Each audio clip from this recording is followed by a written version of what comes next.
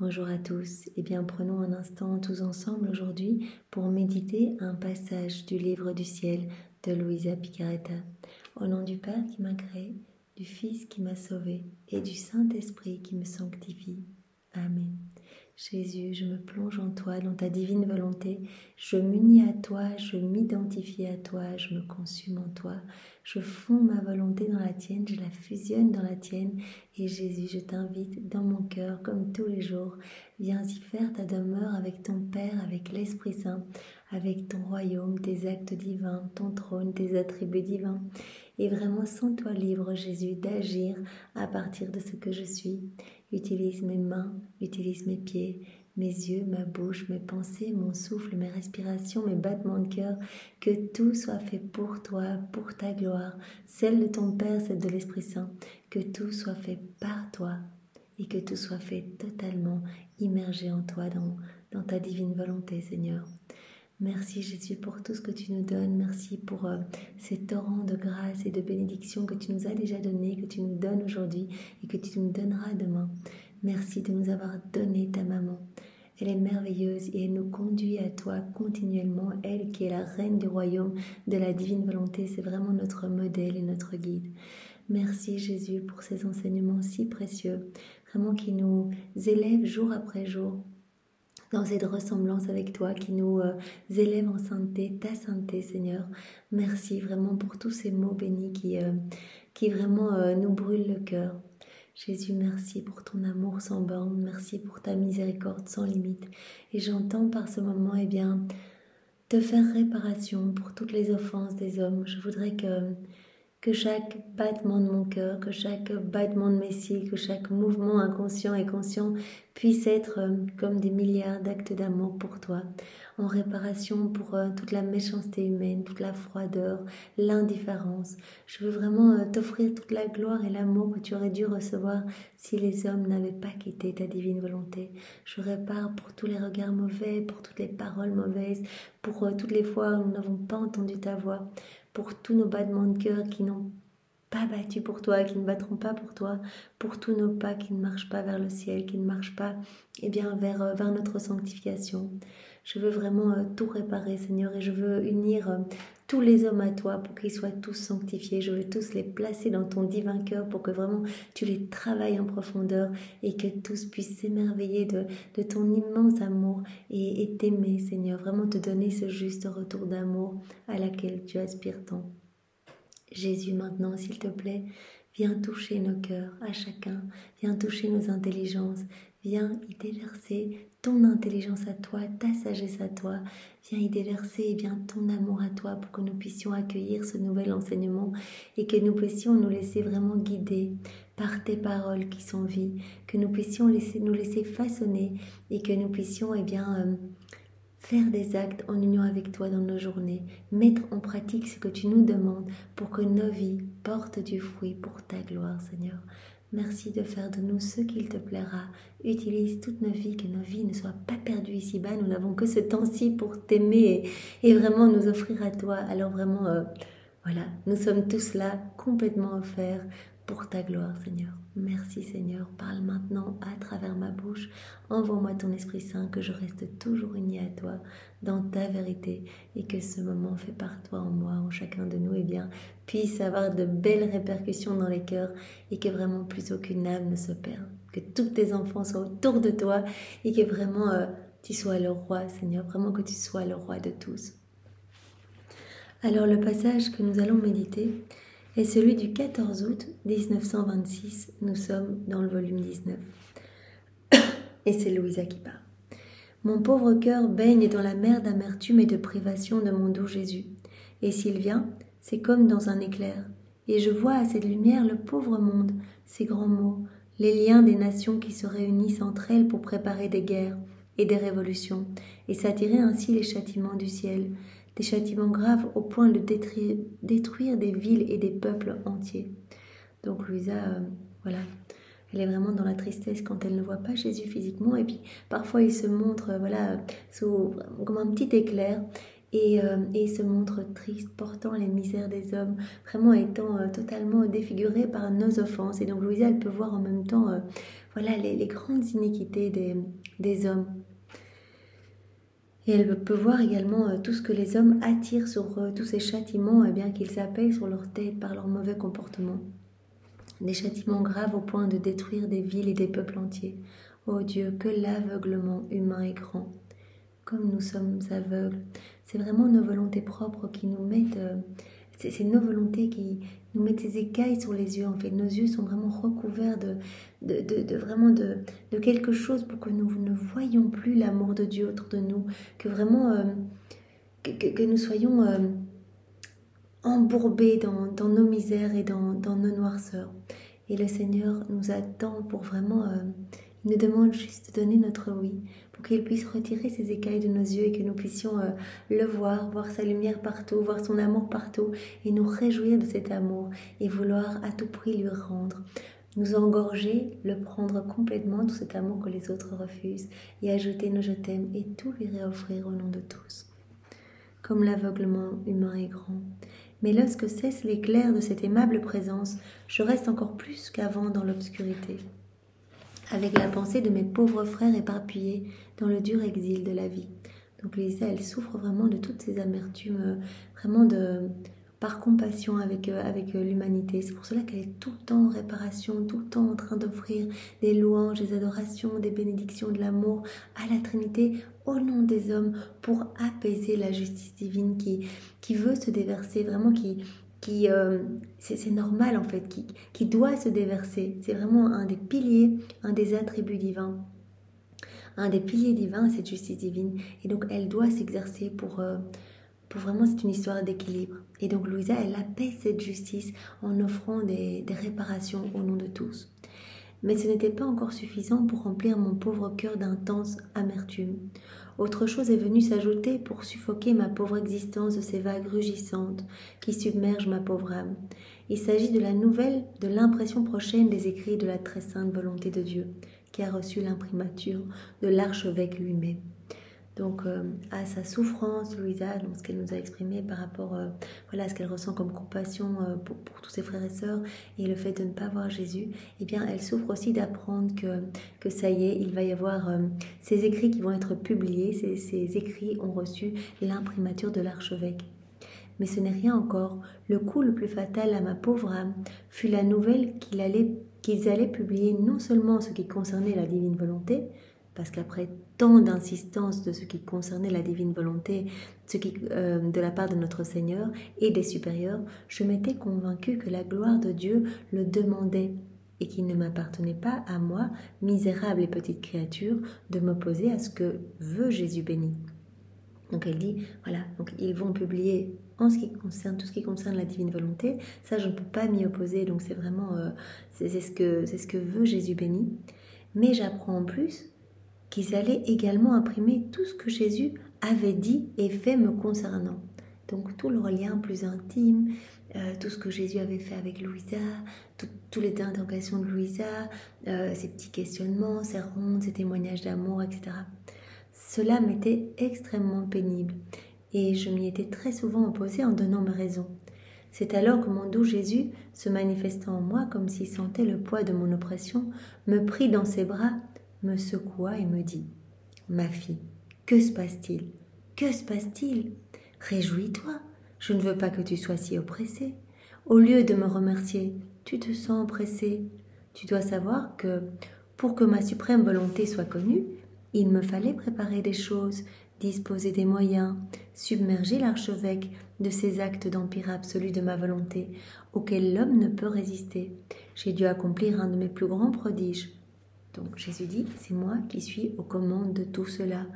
J'ai dû vraiment recouvrir de grâce et de bénédiction l'archevêque pour qu'il puisse accepter de publier ses écrits. Donc j'ai vraiment dû travailler, j'ai dû accomplir un de mes plus grands prodiges. Crois-tu qu'il soit facile d'obtenir l'approbation d'un évêque? Que cela est difficile, combien d'arguments et de difficultés. Et s'ils accordent leur approbation, c'est avec bien des restrictions, en supprimant les plus belles nuances, les plus grandes beautés, de tout ce que ma bonté a révélé avec tant d'amour. Donc Jésus dit à Louisa, mais j'ai dû accomplir un travail énorme avec cet archevêque, vraiment en le gorgeant de ma lumière, de mon amour, etc., pour qu'il puisse accepter d'imprimer les écrits sans en enlever la substance, sans en enlever ce qu'il y a de beau, sans vraiment omettre quelque chose. Ne vois-tu pas alors le triomphe de ma volonté dans l'approbation de l'archevêque et par conséquent ma grande gloire et la grande nécessité que les connaissances sur la suprême volonté deviennent connues et que, telle une bénéfique rosée, elles refroidissent l'ardeur des passions. Et je me suis dit, mais c'est indispensable en fait. Tu le sais bien, Louisa, c'est vraiment notre plan. C'est le plan que Dieu a depuis le départ pour l'homme. C'est vraiment le plan initial. Et donc, le Seigneur attend cela. La divine volonté est agonisante. Et elle attend depuis 6000 ans de pouvoir se réinstaller dans les cœurs. Et donc, vraiment, ne sois pas oppressé. C'est magnifique. Vraiment, ces connaissances de ma divine volonté vont être comme une rosée bénéfique dans les cœurs. Et ces connaissances vont refroidir vraiment toutes ces passions déréglées qui proviennent de la volonté humaine. Comme le soleil levant, ma volonté disperse l'obscurité de la volonté humaine et chasse la torpeur de presque toutes les créatures, même lorsqu'elles font le bien, parce que la vie de ma volonté est absente.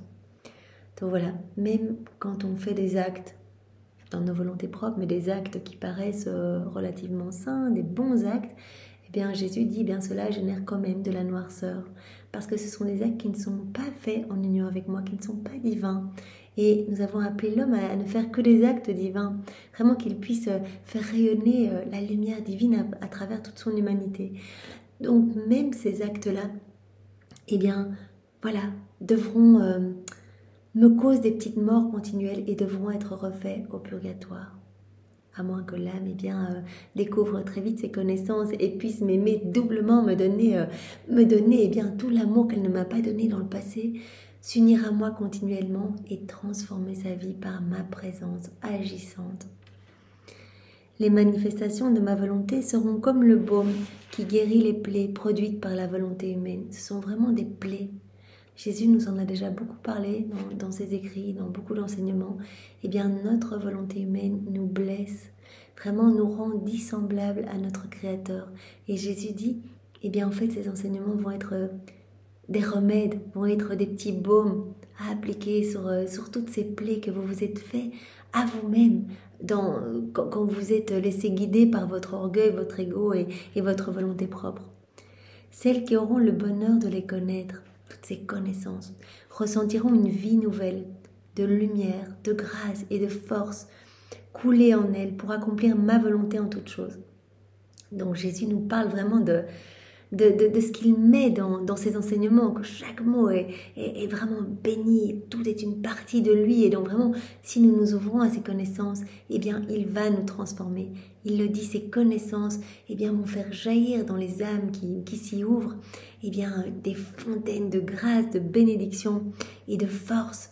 Vraiment, ces âmes vont sentir cet attrait pour les livres du ciel, vont s'y plonger continuellement et vont se transformer. Leurs vies vont se transformer. De plus, en comprenant le grand mal de leur propre volonté, donc plus on va lire, au plus on va comprendre que notre volonté humaine ne nous amène vraiment qu'à la misère en fait. En comprenant le grand mal de notre volonté propre, eh bien ces âmes vont laborer et se libérer du joug si dur de leur volonté humaine pour se placer sous le doux empire de la mienne. Donc Jésus va opérer ce travail à travers tous ces enseignements. Il va petit à petit nous donner horreur de notre volonté propre, au point que nous n'allons plus vouloir en faire usage, que nous allons vouloir uniquement Jésus, qu'il vienne faire tout en nous. Ah, tu ne connais ni ne vois ce que je connais et vois. Donc tout est entre les mains de Dieu. Lui, évidemment, il sait ce qu'il y a de meilleur pour chacun de nous et il veut nous amener à bon port dans la patrie céleste, vraiment avec la couronne de gloire. Il veut vraiment que nous soyons tous unis à sa gloire dans le ciel. Il veut que nous soyons heureux. Il veut que nous reprenions notre place de fils et de filles de lumière. Par conséquent, ma fille, laisse-moi faire et ne sois pas oppressée. Tu aurais dû plutôt presser et encourager celui qui, avec tant d'amour, a pris cet engagement. Tu aurais dû lui dire de se dépêcher et de ne pas perdre de temps. Ma fille, le royaume de ma volonté est inébranlable et j'ai placé dans ses connaissances tant de lumière dans ces connaissances, tous ces enseignements que nous méditons ensemble.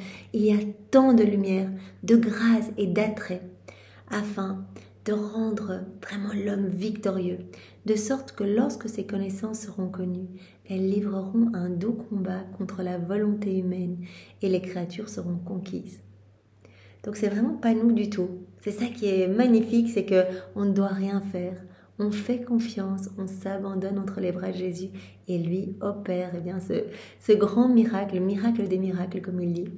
Et donc vraiment toutes ces connaissances vont venir combattre notre volonté propre et vraiment nous donner cet attrait pour cette vie dans la divine volonté, nous donner en tout cas ce désir de nous abandonner tous les jours un peu plus et de laisser la divine volonté agir totalement à partir de ce que nous sommes.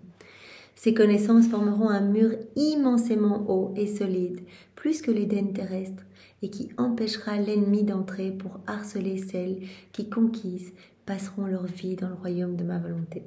Ça, c'est juste magnifique. On peut s'imaginer le royaume où il y a tout, la source de tous les biens, de tous les bienfaits.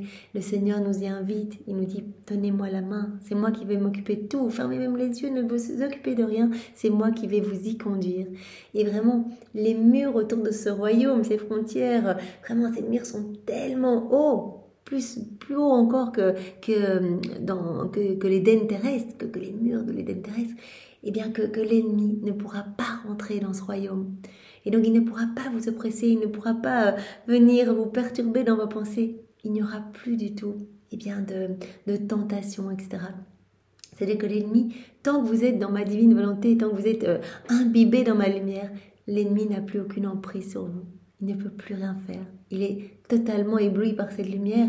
Il est vraiment en super mal. Il est vraiment en furie parce qu'il voit se reproduire dans les âmes qui font des actes dans la divine volonté. Satan voit se reproduire ce que lui a perdu. Cette lumière magnifique, ce paradis, que lui a perdu. Ce ciel nouveau à chaque acte fait dans la divine volonté. Et donc il est contraint de s'éloigner fou de rage. Il n'a plus aucune emprise. Par contre, si nous quittons la divine volonté, que vraiment nous commençons à perdre patience, ou que sais-je, à douter, etc., là, l'ennemi revient en force parce qu'il a horreur de la divine volonté. Donc en tout cas, dans le royaume, l'ennemi ne pourra pas nous harceler. Par conséquent, ne sois pas troublé et laisse-moi faire. Et je disposerai toutes choses pour que le fiat suprême soit connu. Donc c'est Jésus qui va s'arranger pour que les connaissances tombent dans les cœurs, que vraiment des personnes s'ouvrent à ces écrits du ciel et se laissent vraiment façonner par ses mains divines à lui. C'est lui qui fait tout le travail. Merci Seigneur, tu es vraiment... Tu es notre Jésus chéri, tu es notre roi, notre bien, notre tout, et vraiment nous te faisons confiance. Donne-nous cette grâce vraiment de pouvoir chaque jour nous abandonner un peu plus, t'aimer un peu mieux et te ressembler. Vraiment merci Seigneur d'opérer tout ce que tu souhaites opérer dans nos cœurs. Alors je vous propose de continuer avec le passage suivant qui va dans le même sens. C'est celui du 18 août 1926. Je priais lorsque je me suis retrouvée à l'extérieur de moi-même, et je vis le révérend Père qui devait se charger de l'impression des écrits de la très sainte volonté de Dieu. Notre Seigneur était près de lui, prenant toutes les connaissances, les effets et les valeurs qu'il a manifestées sur la suprême volonté et qu'il avait changées en fils de lumière pour les imprimer dans son intelligence et en former une couronne de lumière autour de sa tête. Donc, ce petit passage nous montre bien que c'est Jésus qui est aux commandes de tout, c'est Jésus qui organise tout, qui organise vraiment comment ça va se passer, ces impressions des écrits de sa très sainte volonté. Et donc il accompagne le révérend Père, il l'accompagne pour vraiment mettre des torrents de lumière dans son esprit. Chaque enseignement se transforme comme un fil de lumière, et avec ces fils de lumière il tisse une couronne de lumière qu'il place sur la tête de ce révérend Père pour vraiment lui infuser toutes ses connaissances et qu'il puisse ne rien omettre, qu'il puisse vraiment s'engorger, s'en remplir et les apprécier. En faisant cela, il lui dit « Mon fils, la tâche que je t'ai donnée est grande, et il est par conséquent nécessaire que je te donne beaucoup de lumière pour pour te faire comprendre avec clarté ce que j'ai révélé. Voilà, pour que le révérend Père puisse comprendre toutes ces connaissances, les effets, les valeurs manifestées sur la suprême volonté. Donc, comme c'est une grande mission, eh bien, Jésus a donné beaucoup de lumière pour que vraiment il puisse comprendre tout avec l'intelligence même de Jésus. En fait, ces connaissances produiront leur effet selon la clarté avec laquelle elles seront exposées, bien qu'elles soient très claires en elles-mêmes. Donc, c'est pour cela qu'il a reçu tellement de lumière pour pouvoir, remettre avec clarté tous ces enseignements, bien que Jésus dit que tous ces enseignements soient très clairs en eux-mêmes.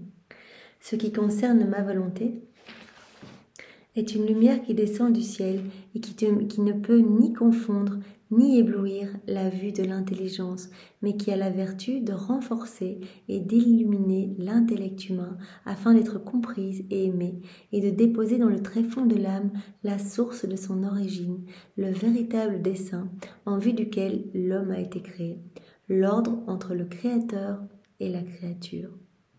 Donc voilà, vraiment que ce révérend Père puisse comprendre que vraiment c'était le plan de Dieu initialement prévu, et donc que cet ordre doit être réétabli, que vraiment ce fiat de la sanctification, cette vie dans la divine volonté est l'aboutissement du fiat de la création et du fiat de la rédemption.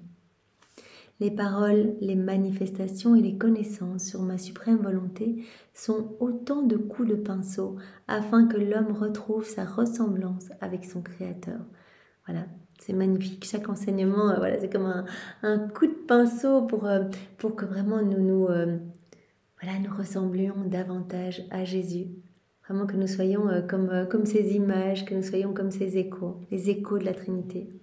Tout ce que j'ai dit sur ma volonté ne sert qu'à préparer la voie, former l'armée, rassembler le peuple choisi, préparer le palais royal, disposer le terrain sur lequel le royaume de ma volonté doit être formé, régner et dominer. Par conséquent, la tâche que je te confie est grande. Je te guiderai, je serai près de toi, afin que tout soit fait selon ma volonté.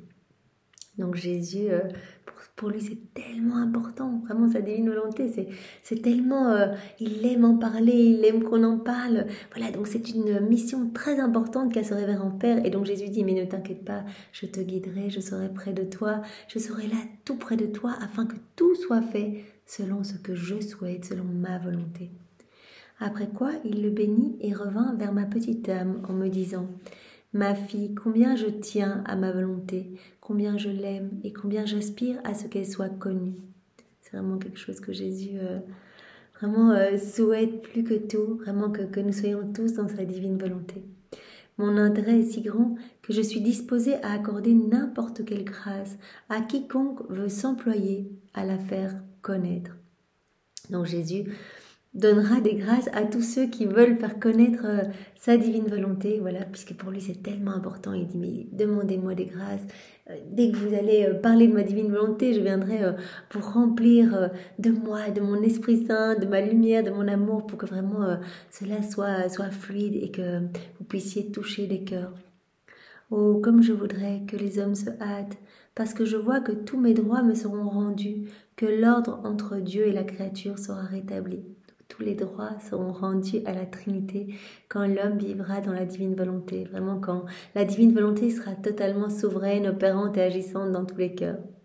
Mes dons aux générations humaines ne seront plus donnés à moitié, mais en entier. Donc l'homme, voilà, quand il laisse toute la place à Jésus, quand il se plonge dans sa divine volonté, eh bien, c'est magnifique, mais il devient propriétaire de tout le royaume.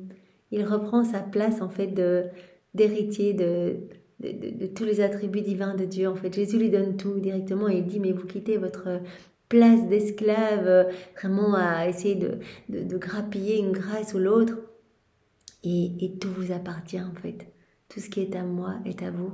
Rappelons-nous cette image, voilà, du petit ruisseau qui est immergé dans la mer. On ne sait plus qui est qui. Et le petit ruisseau est rempli de la force qui se trouve dans la mer, etc. Et donc Jésus veut nous remplir de sa force et de tous ses attributs divins, de tout ce qu'il est.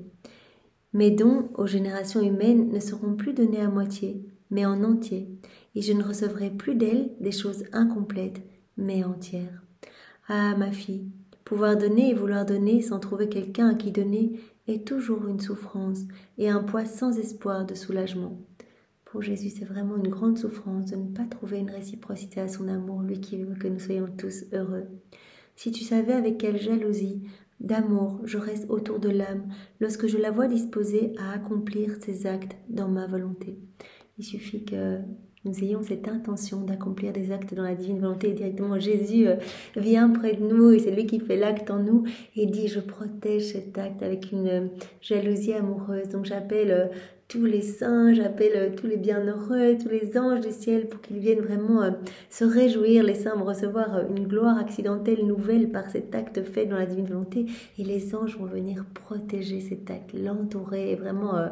Voilà, c'est un acte qui devient divin et donc qui va être infini, éternel, qui va être lumière, vraiment, cette lumière même de Dieu qui va éclipser les ténèbres. Donc dès que je vois une âme qui est disposée à accomplir ses actes dans ma volonté, avant qu'elle ne commence son acte, je fais couler en elle la lumière et la vertu de ma volonté, afin que son acte puisse prendre son origine dans la vertu que ma volonté contient. Lorsqu'elle forme l'acte, la lumière et la vertu divine l'investissent et l'accomplissent. Donc avant, il suffit d'en avoir l'intention, Jésus, je vais faire cet acte dans ta divine volonté. Et hop, on est déjà rempli de la lumière divine. Et au moment où on est en train de faire l'acte, eh bien notre acte devient lumière et donc vient vraiment irradier partout, partout de notre humanité, mais partout autour de nous. Lorsqu'elle complète cet acte, la lumière y appose son sceau et lui donne la forme d'un acte divin. Oh, comme ma suprême volonté est ravie en voyant que la créature possède cet acte divin. Mon amour éternel ne cesse jamais ses dons à cet acte, à ces actes. Il y a vraiment, voilà, ces actes sont magnifiques et deviennent vraiment comme des soleils irradiants. Tout ce qui est fait en union avec Jésus, fait par Jésus en nous, et bien cela devient à chaque fois un soleil éternel. Il donne et donne toujours l'amour éternel de Dieu, parce qu'avec ces actes divins, formés par la créature dans ma volonté, mon amour ne peut se limiter. Comme ils sont divins, il doit les repayer d'un amour infini et sans limite. Ne vois-tu pas et ne sens-tu pas toi-même avec quel amour je te guide, je t'accompagne, et on arrive souvent à faire avec toi ce que tu fais, afin de donner à tes actes la valeur d'un acte divin. C'est parce que c'est fait par Jésus en nous que notre acte, est divin, que notre acte devient divin, n'est plus humain, mais devient magnifique et sauve des âmes. Vous imaginez un petit acte comme, voilà, je mange dans ta divine volonté, je me promène, je regarde, j'écoute, voilà, vraiment des petites actions du quotidien, je vais travailler, je prends mon bus, que sais-je, je vais me balader. Eh bien, chaque petit acte, c'est Jésus qui le fait en nous. Et donc, il va pouvoir sauver des âmes. Il utilise notre humanité pour sauver des âmes et pour se glorifier, parce qu'il reçoit vraiment la gloire, l'adoration, la louange, la plus parfaite en fait, quand on lui laisse toute la place en nous, quand on le laisse agir totalement à travers ce que nous sommes. Voilà, mon amour ne peut se limiter. Comme ces actes sont divins, ils sont éternels, infinis et éclairent toutes les générations passées, présentes et futures. Ne vois-tu pas et ne sens-tu pas toi-même avec quel amour je te guide, je t'accompagne, et on arrive souvent à faire avec toi ce que tu fais, afin de donner à tes actes la valeur d'un acte divin. Combien je suis heureux de voir qu'en vertu de ma volonté, tes actes sont divins et semblables aux miens. Il n'y a plus de distance entre ton petit amour et le mien, entre ton adoration et la mienne, entre tes prières et les miennes. Donc vraiment tout devient divin. Voilà, on prie, c'est Jésus qui prie en nous. On offre des prières divines à la Trinité. Quand on adore dans la divine volonté, eh bien nos adorations sont celles de Jésus. Et donc vraiment elles sont divines, elles sont magnifiques, elles réparent pour toutes les offenses, elles apportent vraiment une gloire parfaite à Dieu. Investis par la lumière du vouloir éternel, ils perdent, donc les actes faits dans la divine volonté, perdent leur finitude, leur apparence humaine et acquièrent la substance infinie et divine. Et transformant tout ensemble l'œuvre de Dieu et celle de l'âme, ma volonté les rend une. tout est un. Vraiment, la divine volonté, c'est un acte unique et éternel d'amour. Tout est un. Et donc vraiment, quand nous nous unissons à Jésus directement, par cette union sanctifiante, il agit en nous et donc tous nos actes deviennent magnifiques. Par conséquent, sois attentive et que ton envol dans ma volonté soit continu. Voilà, le Seigneur nous demande à nouveau de balayer les préoccupations du quotidien, de lui faire confiance, de tout prendre comme venant de ses mains divines, de le remercier d'être dans la louange, dans l'adoration, tout dans sa divine volonté. Et vraiment que notre envol, que notre âme puisse vraiment continuer à s'élever et à se greffer dans le soleil de la divine volonté. Après quoi mon toujours aimable Jésus revint et se fit voir tout inquiet, souffrant et comme tourmenté à cause des grandes offenses des créatures. J'ai voulu le calmer, lui permettre de se reposer, mais je n'y arrivais pas. La pensée m'est alors venue de faire mes actes habituels dans le fiat suprême, et Jésus s'est alors calmé et reposé. Donc ça c'est magnifique parce que faire des actes en union avec Jésus, cela lui amène non seulement de la joie, de la gloire, vraiment une nourriture magnifique et divine, comme il l'a dit, mais vous devenez des petites hosties pour moi, vous devenez vraiment les mets les plus délicieux, vos actes m'amènent vraiment... me rassasie, me donne à boire alors que moi je suis assoiffée de votre amour. Donc cela apaise mon cœur blessé, mon cœur meurtri, mais cela me donne aussi du repos et du calme. Vous voyez Jésus qui est enfermé dans nos cœurs, sa divine volonté qui est étouffée par nos mauvaises actions, par tout ce qui résulte de notre volonté humaine. Eh bien, Jésus le dit, je suis agonisant. Je suis étouffant dans votre cœur. Je ne trouve pas le repos. Je suis mal en fait. Je ne trouverai le repos que quand une âme s'abandonnera à moi. À ce moment-là, tout devient harmonie dans son cœur puisque c'est moi qui travaille son cœur et qui retire toutes ces mauvaises herbes. Et je peux trouver le véritable repos puisque je reçois une réciprocité à mon amour et vraiment des cadeaux divins en fait. On donne Dieu à Dieu dans la divine volonté. Et donc on peut lui offrir ce repos, on peut lui offrir un air plus sain, plus pur, puisqu'il souffre vraiment d'asphyxier dans la puanteur de nos âmes. Donc vraiment nous pouvons apporter du réconfort, de la consolation, du calme, du repos à Jésus. Et c'est pour cela que en voyant Jésus si affligé, eh bien Louisa commence à faire des actes dans la divine volonté, des rondes, pour que vraiment Jésus puisse s'apaiser. Et c'est ce qui se passe. Puis Jésus me dit, donc c'est Louisa qui parle, « Ma fille, les actes dans ma volonté sont plus que des rayons de soleil, si bien que si quelqu'un veut les regarder, sa vue est éclipsée par la lumière, de sorte qu'il ne peut plus ni voir, ni distinguer quoi que ce soit. » Si on regarde le soleil, eh bien c'est vrai qu'on ne verra plus rien autour en fait. Les rayons de soleil sont tellement forts que c'est difficile, il faut que l'œil après se réhabitue. Eh bien Jésus dit, bien sûr, à plus forte raison, des rayons de lumière du soleil de ma divine volonté, eh bien, cela va vous transformer complètement et vous n'allez plus regarder les choses du monde. Vous allez vraiment vous détacher de tout ce qu'il y a de matériel, de tout ce qu'il y a ici-bas. Et ces rayons de lumière puissants vont venir nettoyer ce qu'il y a dans vos cœurs. Si la lumière du soleil a déjà ce si grand pouvoir, plus encore les actes accomplis dans ma volonté. La lumière de ma volonté a le pouvoir d'éclipser et de chasser le mal des créatures, afin qu'elles ne puissent plus commettre des choses pires. Et avec le pouvoir de sa lumière, ma volonté empêche les offenses de m'atteindre. C'est comme s'il y avait cette lumière qui vient vraiment, qui vient décaper notre âme en fait, qui vient vraiment la nettoyer en profondeur, la purifier. Et cette lumière, eh bien, empêche le Seigneur de recevoir les offenses. Ça empêche les offenses de l'atteindre en fait. C'est comme si on mettait comme un filtre. Par tous ces actes que l'on fait dans la divine volonté, on place un filtre entre la Trinité et les hommes.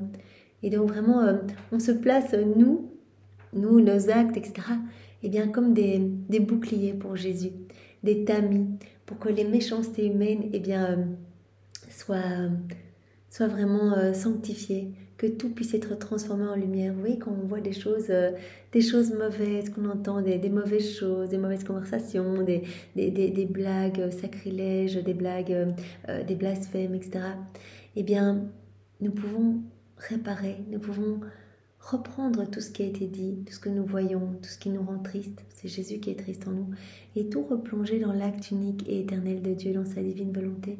Et nous pouvons tout transformer, tout modifier, tout refaire pour offrir tout beau, plein de louanges et d'adoration au pied de la Trinité.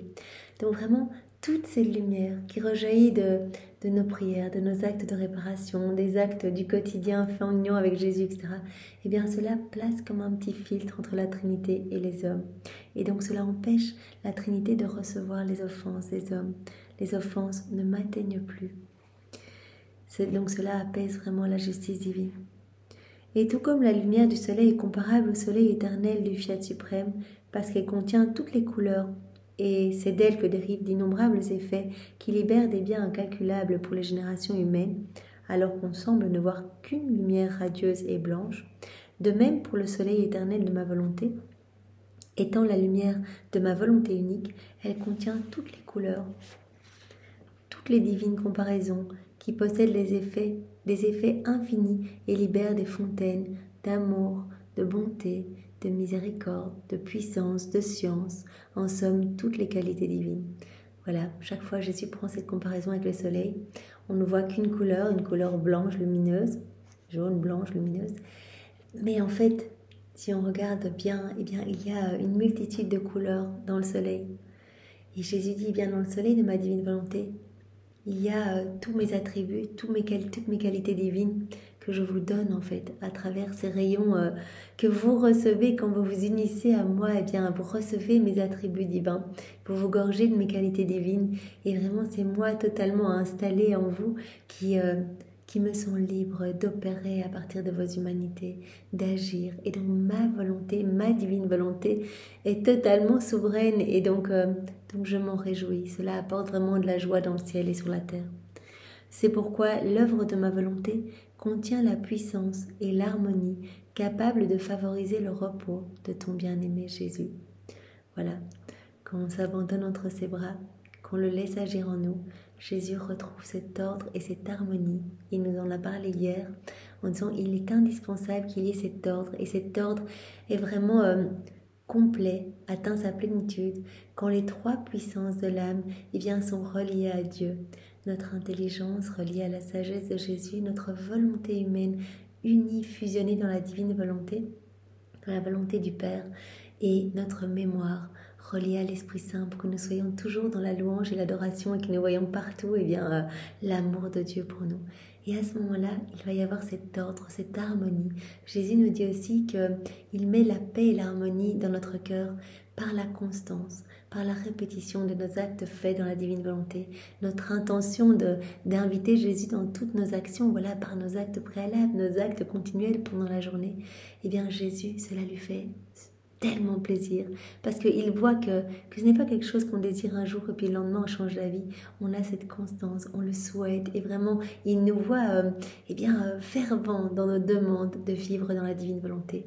Et donc il établit petit à petit cet ordre, c'est lui qui établit cet ordre en retirant les mauvaises choses de nos cœurs. Et une fois qu'il y a cet ordre et cette harmonie, Jésus trouve le repos. C'est pour cela que chaque acte fait en union avec Jésus amène le repos à Jésus, parce qu'il y a plus d'ordre et plus d'harmonie, et Jésus se repose dans son travail. À chaque fois qu'il fait quelque chose en nous, il suffit simplement de dire, voilà, Jésus, je balaye dans ta divine volonté, Jésus, je chante dans ta divine volonté, je parle dans ta divine volonté. Eh bien, il opère quelque chose, il prononce à chaque fois son fiat. Vous voyez ce fiat magnifique qu'il a prononcé 6 fois pour faire tout l'univers, les étoiles, les montagnes, les mers, etc. Donc ce fiat créateur super puissant, Jésus le prononce sur notre âme également et quelque chose s'opère de magnifique. Et c'est pour cela que Jésus se repose alors dans ce qu'il a opéré en nous, dans la merveille qu'il vient de créer en nous et autour de nous, parce qu'il y a toujours des répercussions. Tout ce que nous faisons dans la divine volonté impacte tous nos frères et sœurs du passé, du présent et du futur. Donc ma volonté, l'œuvre de ma volonté contient la puissance et l'harmonie capables de favoriser le repos de ton bien-aimé Jésus. Donc Jésus voilà, nous appelle à lui donner ce repos, à lui donner cette consolation, à lui donner cet apaisement, à venir vraiment lui apporter eh bien, toutes les joies du ciel en fait. On peut vraiment lui offrir simplement en nous unissant à lui, eh bien, vraiment tout le réconfort et l'amour qu'il attend de la part de tous les hommes. Merci Jésus pour ces deux enseignements très beaux et très riches. Sois loué, béni et glorifié dans ta divine volonté. Au nom du Père et du Fils et du Saint-Esprit. Amen. Soyez tous bénis. Belle journée à tous. Au revoir.